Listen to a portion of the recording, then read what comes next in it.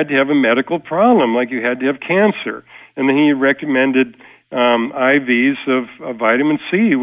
60 grams a day of IC of vitamin C would cause free radicals in your body to burn out the cancer. That was his theory. And so you only would do this if you had a real medical problem to address this. You would not do this as an everyday health regimen. You've been very clear about how you think about radiation, so much to say that we shouldn't even do these standard radiation tests that are really damaging and unnecessary. And I know this is going to be a little controversial to ask you this, but I want to ask you, with respect to cancer, what do you think of these radiation doses that people are getting to, quote, get rid of the cancer? Oh, yeah, well, that's the standard method of treatment.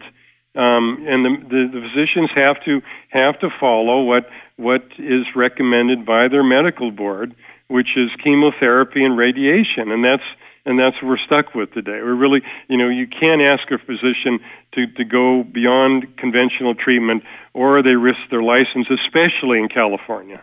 I mean, I know that they're forced to do it, but do you hold the same view that it's danger, that it doesn't do what it's purported to do?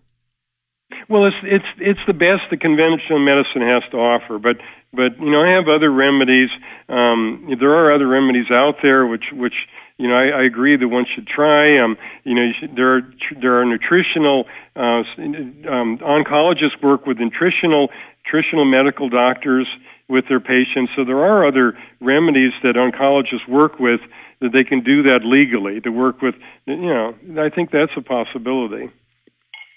Within the anti-aging communities, there is a focus and a concern on how our bodies become inflamed, how inflammation is caused.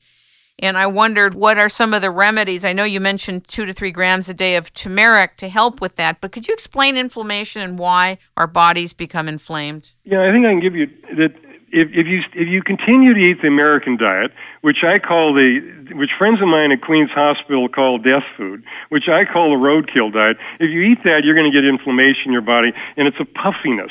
Your body becomes puffy. Okay, what do I mean by puffiness? Well, I'll give you 2 clear examples. Mickey Rourke and Sylvester Stallone, they're incredible athletes. They're incredibly muscular.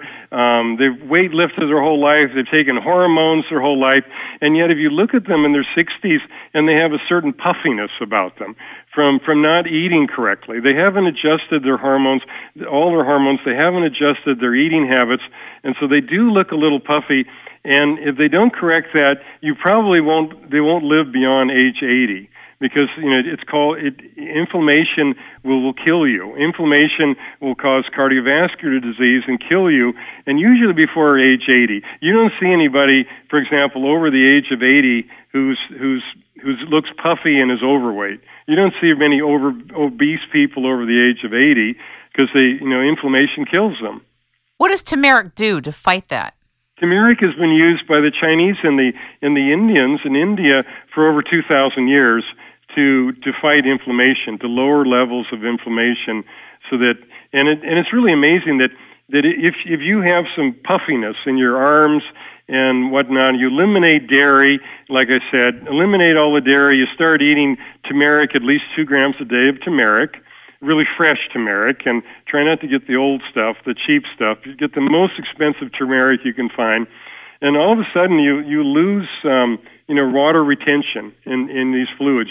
You'll become less puffy looking, but it also requires eliminating dairy and eating lower portions of meat, especially fatty meat. Try to eat lean beef. As Thomas Jefferson had a saying about this that this is 200 years ago. That Thomas Jefferson said that you should not eat meat as a main course. That meat should be eaten as a side course, he said 200 years ago.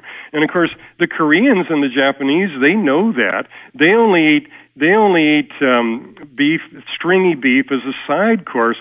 For example, the Koreans, they have their bibimbap, their bibimbap. It's 90% veggies, but 5% is stringy beef on the side, stringy spicy beef on the side, and that's the correct amount following Thomas Jefferson's advice. What's this whole protein craze about then, where you have to have X amount of protein in your body? Do you accept that? Oh yeah, that's the thing. I mean, there's a lot of people who think that health is becoming a vegan. That's it.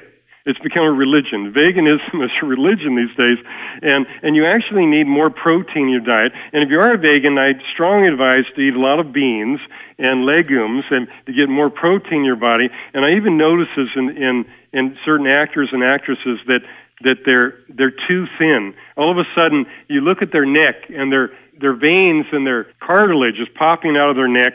Their veins and cartilage are popping out of their arms from too low a protein. When you don't eat enough protein, these celebrities they're lacking in collagen and elastin. And when you lack in collagen and elastin, your body starts to crumple.